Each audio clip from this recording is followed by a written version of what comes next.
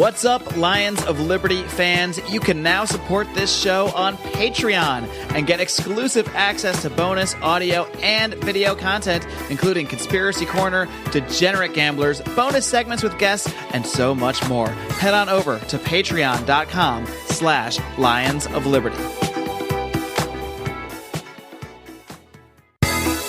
Welcome to Electric Libertyland, here on the Lions of Liberty podcast, your weekly shot of culture, comedy, and liberty with your host, Brian McWilliams. Yellow. It is Brian McWilliams. This is Electric Libertyland, episode number 81. I am once again doing a little bit of a morning edition for myself, recording early. As my personal life is rife with frustration and exhaustion trying to finish up a large life move. So, that being said, this is going to be a short episode. I'm just trying to get you guys something so that you're not simply tuning into a podcast of silence, wishing to hear my voice, as so many people in the world often do. Now then, the topic of the day that obviously is going through the news cycle that is on the tips of lips across the United States and in Russia is the meeting between Donald Trump and Putin. Yes, the Trump-Putin summit, or the strumpet. Strumpet? I don't know. I think we can combine those in an interesting way. Let's go with strumpet because it sounds a little bit sexy. So they get together in Helsinki. And the gist of the press conference they held was one of collaboration, was one of friendship, and one that is being roundly decried by members of the Senate, members of the House, lawmakers, pundits that are now disgraced, such as former heads of the FBI, and also, of course, the mainstream media, Fox, CNN, MSNBC, all of which are still very much advocates for whatever war we can ever get into. I mean, it's the neocon news networks is basically what we should call all the mainstream media at this point, the NNN, but are decrying this press conference as despicable and treasonous because Donald Trump had the gall to go out there and talk about actually trying to have decent relations with Russia and reflected upon the actions of the United States as being a cause for the current climate that exists between the United States and Russia. People are saying that Donald Trump threw his intelligence agencies under the bus. And I was reading one article today, which was the most hilarious of all. I believe it was a CNN piece talking about how, it was a Washington Post editorial board story. So you know it was extra stupid fucked. But the editorial board of the Washington Post just could not get over the fact that Donald Trump dared to undermine the FBI's results and findings about Russia meddling in our election. Never mind, this is the exact same FBI that is currently being interrogated because of bias that was very, very obvious and very clear. And I'm going to talk about the Peter Strzok stuff in just a little bit. But they're like, how could he even imagine to throw the FBI under the bus in this public forum? It's like, why would he not? They've been attacking Donald Trump. They've been trying to undermine his election. They've been saying that it's a farce. It's just insane. But I just love this concept that's being thrown about now that Donald Trump is somehow treasonous for talking to Vladimir Putin, just like he was somehow to be disregarded in a presidential capacity for meeting with North Korea, which now has forwarded relations with North Korea, which has, even at the worst case scenario, at least cracked open a window into that regime, which, I'm sorry, even if you hate everything that Kim Jong-un has done, which we all do, he's a despicable person, at least they have a shot now. The people of that country have a shot at maybe having a life that somewhat approaches that of any country that's not considered purely third world, maybe have a shot at a free market, maybe have a shot at being able to come and go across their own borders, to have some aspects of freedom in their lives. And that's coming from having these talks with North Korea, from sitting down, from from pushing back on what could have been nuclear war. And now Donald Trump's being called treasonous because he met with another nuclear superpower, one that we had a Cold War with for decades, one in which people were literally we had nuclear drills. When I was a kid, I was born in 79. I can remember having those drills. They were, you get under your desk, you cover your head, and this is all stemming from what would happen during the 80s if there was a nuclear strike from the Soviets. Now, the Soviet Empire fell, and Donald Trump has been on record, and he is completely right in this regard, saying that the United States is in NATO, and NATO existed to push back against the Soviet Union, which is now defunct. It's now just Russia, which has nowhere near the power that it used to have when it was all this conglomeration of nations, which are now separated into, God, I don't even know how many countries they separated into, 10, 11? But the fact that NATO exists and the fact that the United States supplies almost all of the funding and almost all of the defense funding for NATO is absurd. In this day and age, what are we afraid of here? Russia has its own interests that are very, very regionally specific. The United States has its own interests, which we don't seem to restrain ourselves from going all over the world, which is part of what Donald Trump was saying the U.S. is to blame for regards to the climate of U.S.-Russia relations. But we've got NATO where we continuously, over the course of these past presidents, would push outwards. We would undermine whatever the Russians tried to do to continue this I don't even know what you call it, a lukewarm Cold War? A Cold War? We'd put all these missile systems right on their borders, continue to antagonize them. We go and uproot the Middle East, which is much closer to Russia than it is to us. What the fuck are we even doing over there for the last 50 years? But we continue to undermine any sort of peace efforts in the Middle East, in the pretending that the United States is over there as the peacekeepers. As like we're trying to stabilize the region when every single move we've ever done has completely destabilized the region, continued to have chaos and just the murder of millions throughout the Middle East, right next to Russia. And yet, we're supposed to believe that Russian aggression is solely the cause for all of the world's ills. It seems to me that Russia, compared to the United States, has really done a jack and shit approach and is basically regionally concerned with Crimea, the Ukraine. I can't think of anywhere else there. Oh, Georgia. I mean, what else are we talking about here? Little border skirmishes. They haven't annexed entire countries. And I'm not excusing the actions that happen. I'm not excusing the annexation of Crimea.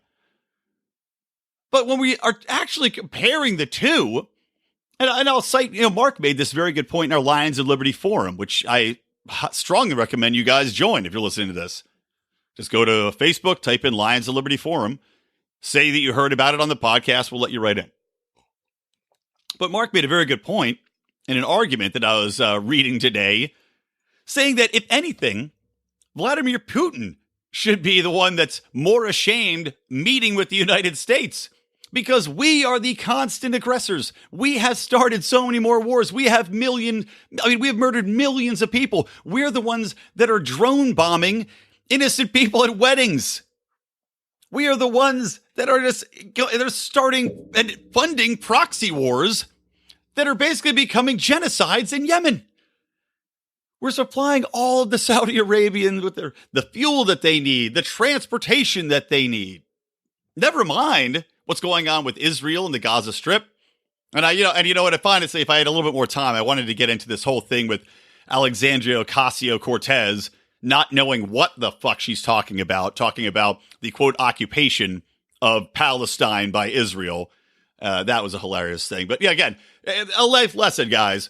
Don't just elect pretty people that call themselves socialists because you want to be a rebel, because they don't know what the fuck they're talking about. But anyway, getting back to what I was talking about. But, you look at Israel. So Israel has continued to have these human rights aggressions against the people in the West Bank.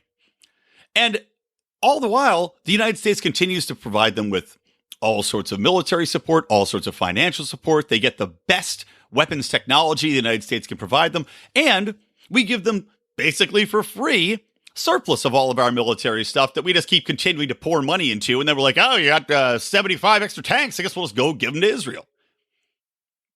It's just, I mean, it is absurd to think about the amount of aggression that comes out of the United States as this global force for good. My favorite tagline that the Navy had been touting for a long time, a global force for good, because that's what is important to American citizens, right? That we parlay our troops out all over the world to die for who knows what. So for me, reflecting on this summit and press conference, I could give two shits about the hyperbole coming out from the left, from the right, from the media. For me, simply sitting down and actually meeting and talking with another superpower and maybe trying to get on the same page, maybe try to work together to combat terrorism, maybe try to work together to provide more free market exchange between the countries, that sounds good to me. And diffusing what is potentially a new Cold War, which is just going to cost trillions of more dollars, which is going to amp up fear and anxiety and adds to the potential for actual war. To avoid that seems like a pretty good idea to me. Now, a couple more things I do want to talk about here while we're on the topic is, number one, I thought it was fascinating where Trump had attacked NATO when they had their meetings in a related topic, talking about how NATO, in fact, was undermined by Germany because, the whole concept of NATO is to fight back against Soviet aggression, right?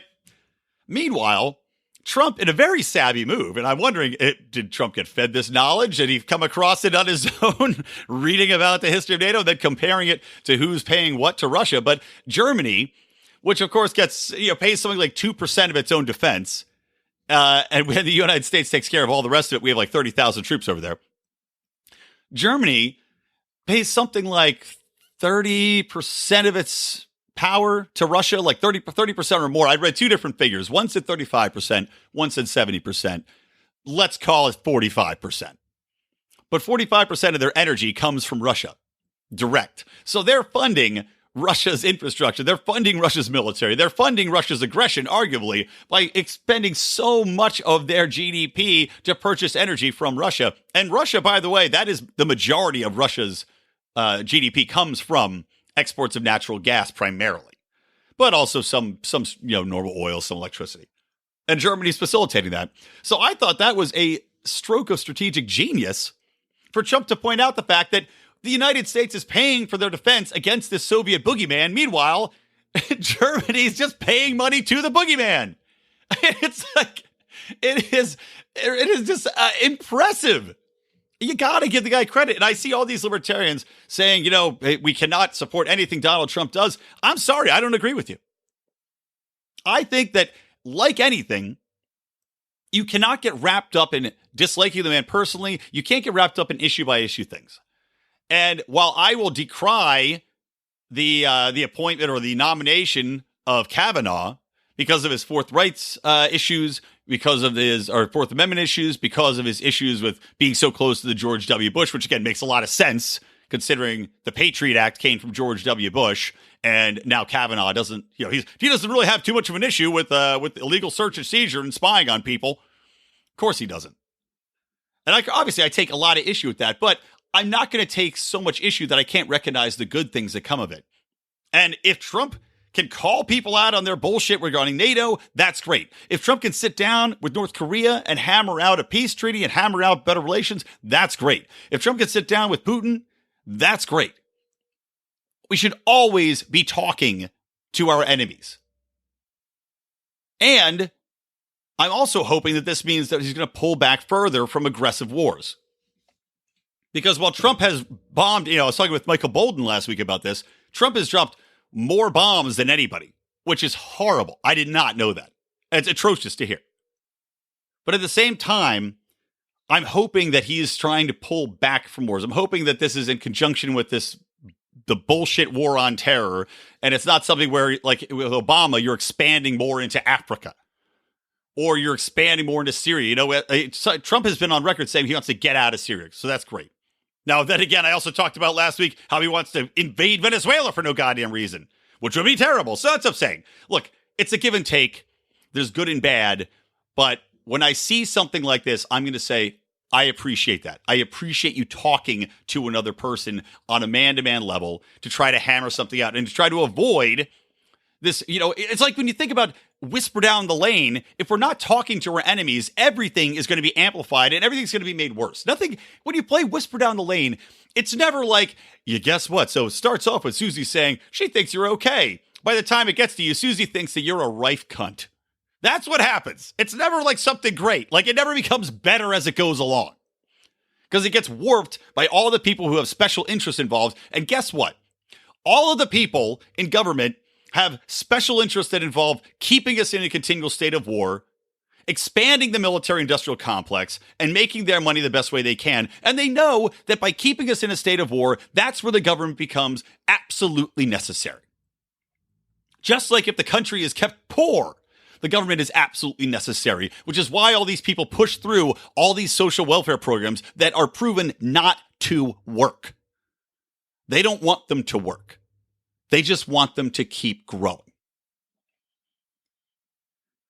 Okie dokie artichoke. One more thing on this. Rand Paul had come out in what I will consider a pause, defending Trump's talking with Putin and just calling a spade, saying that, yeah, the U.S. is responsible for a lot of the aggression. And to pretend that we don't do some messed up things is ridiculous. And he has also called out this concept of election meddling, because I still have seen no actual evidence of any sort of collusion between Trump and Russia. I still have seen no actual evidence that Russia really impacted the election, because even the most recent Mueller indictment, which, God, talk about the deep state trying to undermine Donald Trump. Mueller issues this indictment for 12 Russians, 2 days before the summit? So clearly he has no interest in any sort of peace between Russia and the United States. And none of these people do. It's absurd to say that they don't have a special interest in mind, that the deep state isn't trying to continue this condition of war when you do something like that. But once again, Mueller puts out these 12 indictments for these Russian conspirators, and then promptly buries them under the special Department of Justice, I don't even know, special investigations unit. So nobody gets to see what the actual allegations are. Nobody gets to see what the charges actually are. I mean, it's all just a political shell game. They've got nothing. They continue to have nothing. And Mueller's going to get embarrassed with the first indictments he put out there. It continues to be ridiculous. The only thing we've got is Facebook ads to this day.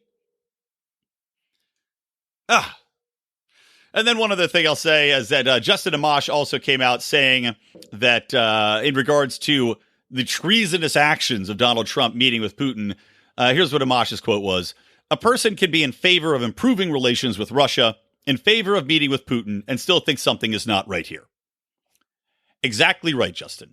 Exactly right. Meeting with a man, meeting with a dictator, as he's being called, and I agree with that, actually. It's a very rigged system over there. But just because you meet with somebody doesn't mean you necessarily agree with everything they're doing. I mean, if my next door neighbor kept throwing shit over my fence, I would want to meet with him and say, "Hey, buddy, why are you throwing this shit over my fence? Maybe could you stop throwing this shit over my fence? Because I don't like all the shit over my fence." And maybe we'll come to an agreement where he stops doing that. But you know what? That ain't going to happen until we get to talking. And if I start throwing turds over his back wall, I don't think it's going to be resolved. Alrighty. Okay, before I go on to something else, I'm going to switch to some other topics here. But I do want to tell you guys about conversationmattime.com. This is from a supporter of our show, and I just want to do a live read on this because I don't want you guys to tune out from my regular commercial. But I do want to encourage you to call in. You're going to get a 15-minute free trial. Just go to conversationmattime.com. And basically what this service does is really interesting to me and really beneficial. Because if you're listening to me, I'm a talker, right? I have a natural ability to get in there. I'm comfortable with people. I'm good on my feet. I'm good in situations that are high pressure spontaneously. But that's not everybody. And when you fail to prepare to go into a job interview, when you're trying to have a interpersonal relationship, you might be trying to push to the next level. Maybe you're just trying to meet with your wife-to-be's new parents. Getting in there and actually talking with somebody who can give you tips, can give you a way to practice what you're doing, to give you that confidence to allow you to come across in your best possible way is immensely valuable. And what Conversation Mat Time does, they're going to provide you with a 25-minute session where you're going to counsel with a professional to work through a script to say, okay, now I feel like I've got this in the bag. Now I can go in there, I can look somebody right in the eye and feel like I'm going to present myself in the best possible fashion. So I want to encourage you guys to please do visit a sponsor of ours, an avid listener of the show, as well as the guy who owns this company, guys. So it would mean a lot to us, to the show, if you checked out conversationmattime.com and get your free 15-minute consultation, initial consultation there, really help you out, help you get to that next level, which, of course, as a free market capitalist, I want you to succeed. I want you to excel. And in a guilty fashion, I want you to support our show. All right, so let's get back into it on some other topics here. One thing I just want to rail about a little bit here is Saudi Arabia. I was talking about Yemen earlier. Saudi Arabia has issued a royal pardon for everything soldiers have done in Yemen. So now that doesn't excuse them from committing war crimes. That doesn't mean that they're going to get off scot-free if we actually have some sort of examination of war crimes in the region by an international court. In which case, I would argue that the United States is also guilty of war crimes since we're enabling all of this. But I just love that Saudi Arabia, U.S.-backed Saudi Arabia, has now issued a complete pardon for all of the murders of children, for all of the rapes that have occurred, for all of the wanton slaughter of entire families that's occurred over there, for all of the children dying of cholera that are just literally diarrheaing themselves to death. That's all good. Wiped out. Saudi prince or Saudi king says, no harm, no foul. I mean, that is atrocious. You think about how many wars the United States has started, undeclared, unconstitutional wars the United States has participated in because of alleged human rights violations, shooting over 75 Tomahawk missiles into Syria because of alleged chemical weapons attacks against populations. Meanwhile, you have an actual genocide going on supported by the United States, which has now had all of its soldiers completely exonerated from the atrocities they've committed by the Saudi king. Basically just saying, I'm holding nobody accountable. Go ahead and do what you want. And that's the sickest thing here. It sends a new message that you can commit any atrocity you want and there will be no repercussions. I mean, hell, if he excused it once, why wouldn't he excuse it again? I mean, are these people on their deathbed and the Catholic priest comes in and goes, all right, you're all good, off to heaven with you? Because that certainly seems like what's happening here. But you also continue to turn a blind eye, continue to bomb people overseas. Let's continue to have the mainstream media ignore what's happening in Yemen because it's obviously far more important to question a goddamn press conference between Trump and Putin rather than focus on the actual genocide that the United States is participating in currently. Absolutely sickening. While we're on the same topic, let's talk about another cadre of people that have committed, maybe let's not say atrocities, but let's say that have committed some pretty egregious acts of violation of property rights against people while in airports. And that, of course, is our very own TSA, which a federal court just ruled the TSA and their agents, well, the TSA agents, cannot be sued over allegations of abuse. So isn't that great? The United States is excusing atrocities going on in Saudi Arabia, or not, in Yemen, and now it's excusing atrocities committed right here at home in our very own airport. So if a TSA agent gropes you inappropriately, if he makes you strip down naked and your colostomy bag falls on the floor, all sorts of things that have actually happened, by the way, you can't sue them. As horribly wrong as it is, as invasive as it is, even if this person is a sick freak that gets reported time and time again and gets cited and fired and fined by the TSA that they let go because they have found themselves that this person is in fact a pedo, is in fact a pervert, is in fact just a guy who likes to fuck with people in the airport, you are not allowed to sue them. And that's what happens with government. This is the perfect example of why the private market and the free market is a better system to go with. Because when you have a government which can make all the rules and then exonerate itself from any sort of comeuppance, you've got a fucking problem. I mean, I don't even... there's no words for this. There's no words. I'm surprised that they haven't exonerated Congress from being sued for any allegations of sexual misconduct. I mean, basically, they had put rules into place to stop them from happening anyway, where they would put people through all these sort of Byzantine trials and tribulations where you had to go to counseling, and then you had to wait a year, and then you had to do something else. It's like, all right, we're going to make a bunch of hoops. But at least they didn't completely just say, nah, you know what? A senator can rub your Jimmy pot, and you're not allowed to do anything about it, which is what they're saying with the TSA. So in truth, TSA agents now have even better privileges for abusing people than senators. So take that, Congress. Take that, everybody in power, elected officials.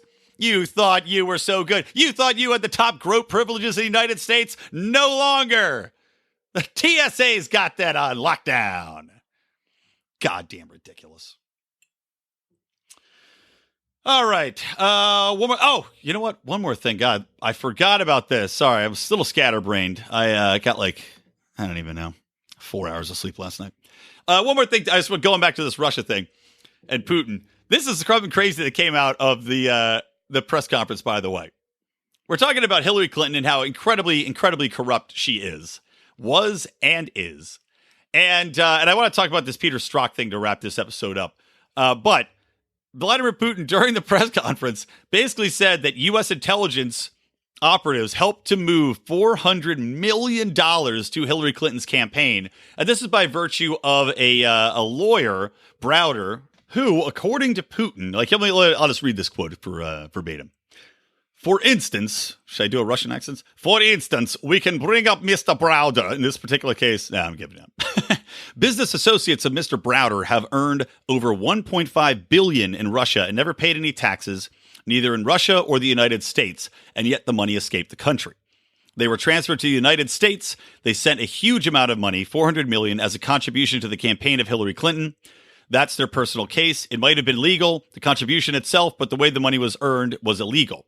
So we have solid reason to believe that some U.S. intelligence officers accompanied and guided these transactions. So we have an interest in questioning them. And this was Putin in response to working in collaboration. He said, to have people go ahead, he said, we'll allow you to come into Russia and interview the people that you say were involved in colluding and in impacting the election, which I thought is interesting. Putin's offering to, hey, he's so confident. He says, yeah, come on in. You can talk to them. Go ahead. Sit down and talk to these people you say impacted your election. Meanwhile, he's talking about $400 million that was donated to the Hillary Clinton campaign and facilitated by U.S. intelligence agencies. Pretty interesting. I can't say it's substantiated in any way, but I did want to mention that just because it was one of those things where it came out of nowhere in the press conference, and it was just kind of like this little nuclear bomb that Putin set off. Interesting stuff.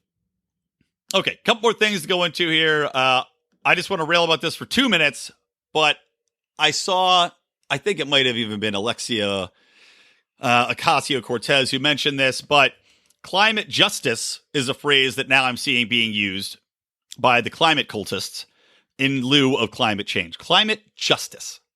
And let me just say, this is the next evolution of making this phrase so goddamn nebulous and so completely, if you make it about justice, as we've seen, then now you don't have to qualify anything. Now it's about your truth.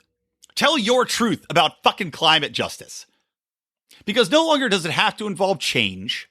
No longer does it have to have any sort of proof behind it. No longer does it have any sort of empirical evidence to back it up. No longer do the climate models, which already don't work, have to be even remotely close to what's going on. Because now, guys, it's about climate justice.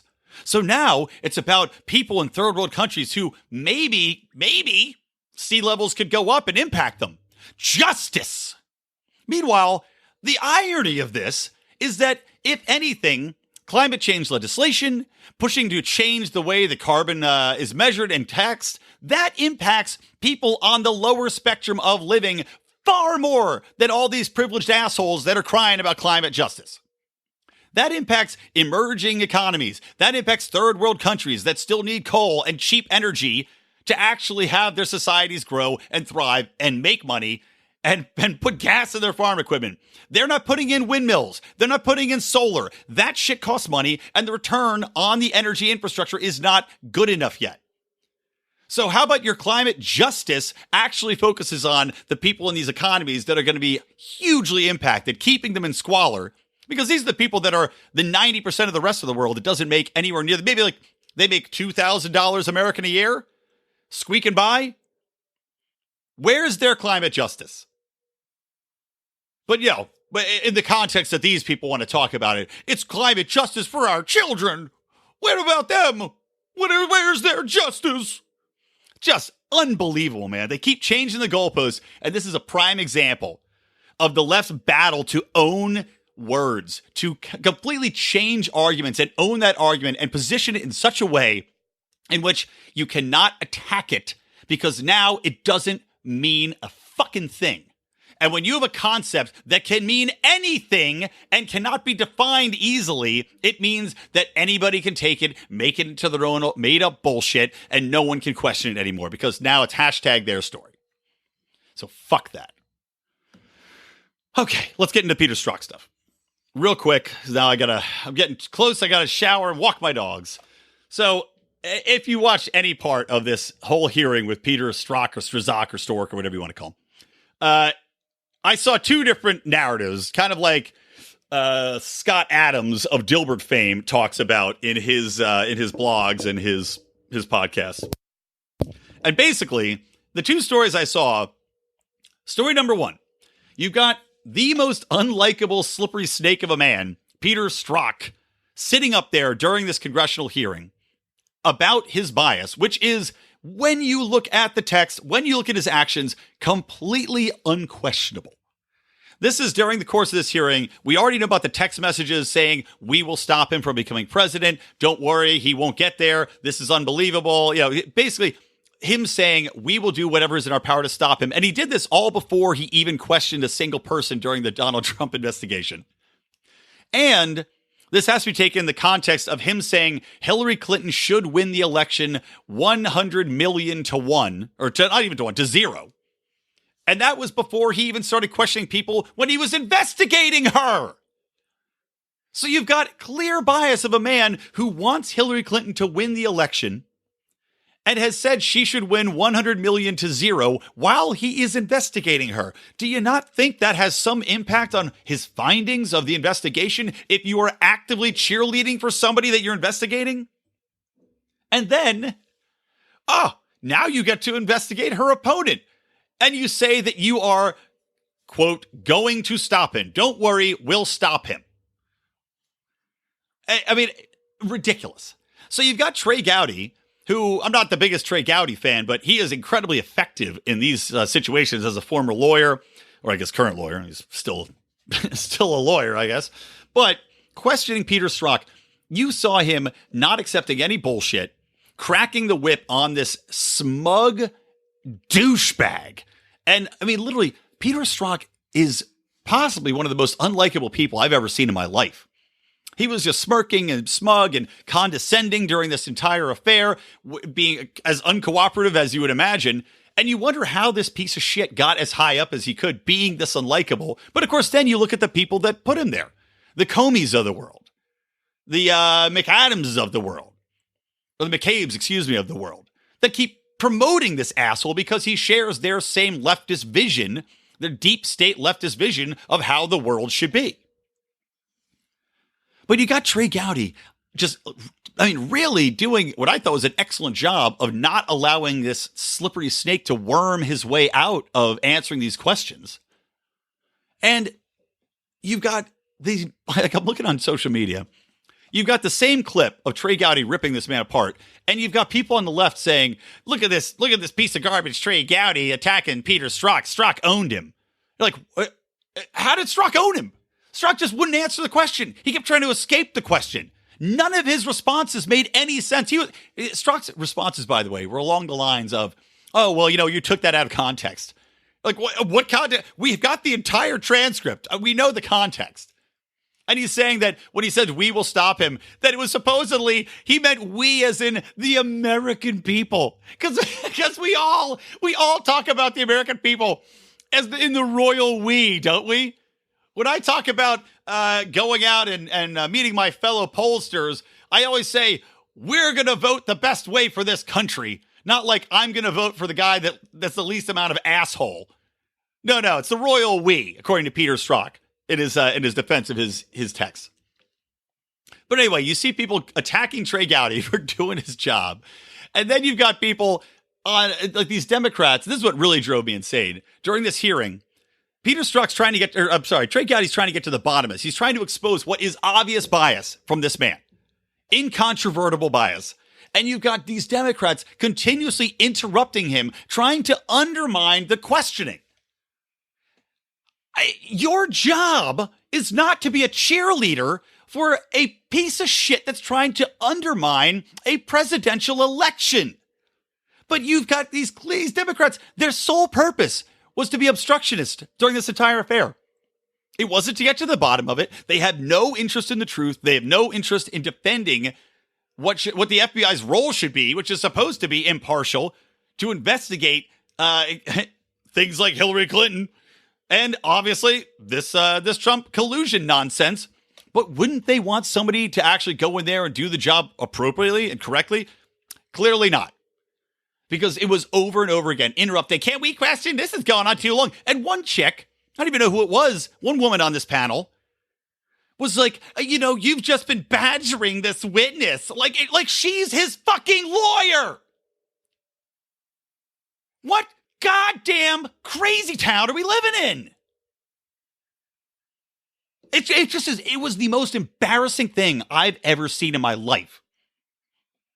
Echoed by the fact that you look on social media and you've got all of these fucking Teamster assholes simply picking a side regardless of the facts and cheering on or castrating appropriately, or inappropriately, I should say, according to how their bleeding hearts live them. And it was shockingly embarrassing. And I don't excuse people on the right for doing this either in regards to the Trump-Putin stuff and everything else.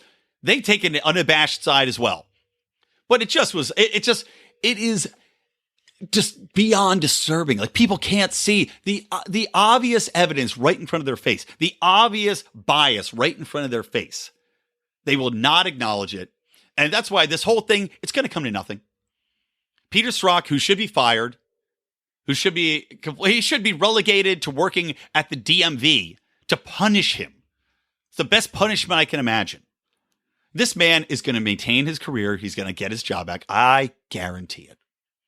Because you have no interest in people actually finding the truth. You have no interest in people actually exposing bias. All you have is people interested in forwarding their own party goals, staying in power, and trying to make the other team look bad, and riling up their base of idiotic douches. And on that note, I'm going to wrap this episode up and go back to my incredibly stressful life. So, guys, good news, though. Next week, I am looking forward to having a nice, pleasant conversation with Eric July, lead singer of Backwards. I'm very excited to have him on the podcast. So next week, Eric July, don't miss it. And to wrap this up, I want to remind you guys, please do listen to Mark Claire on Mondays with his in-depth interviews on liberty and with the leaders of the libertarian movement. John Odermatt on Fridays with Felony Fridays. And please do share the show, share the podcast. We're trying to grow this show. We need your help. We can't do it on our own. We have put out something at this point between the three shows, probably I think it's about 475 episodes or something like that. I mean, we are rolling out the content, guys. We need your help to grow it. We can put the content out there. We can't make people listen to it. We need you to be our advocates. I need you to be as biased shills as the scumbag neocons and the scumbag Democrats are. I need you to go out there and badger some witnesses for us. Get people to tune in. Write us an iTunes review, too. That would be great. And, of course, support the show. I can't even explain to you how much bonus content we have been rolling out these past couple weeks, guys. And we put out regularly, we'd put out about 3 different bonus shows a week. With the LNC and Porkfest, we've been pumping out my God, you'll probably have about 100 bonus shows to go through if you join and become a supporting patron right now. Just go to lionsofliberty.com/support. You can get in as low as $5 a month and get access to all of our beautiful content and have a voice in how this show's going, guys. All right. Back to life. Back to life. Back to reality. Dating myself with that. Is that 90s reference? All right, peace out. From me, Brian McWilliams, from Lions of Liberty, and from Electric Libertyland, I want to remind you to always stay plugged in to Liberty.